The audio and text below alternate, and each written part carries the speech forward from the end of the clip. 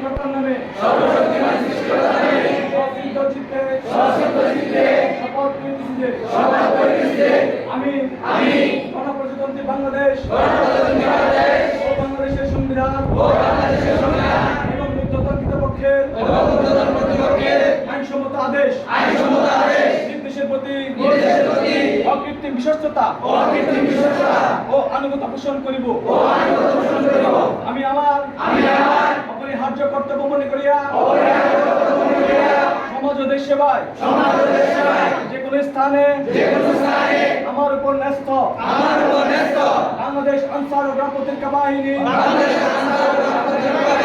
যে কোনো কর্তব্য আমি সততা ও বিশ্বস্ততার সহিত পালন করিব এবং দেশের স্বাধীনতা ও সার্বভৌমত্ব রক্ষার্থে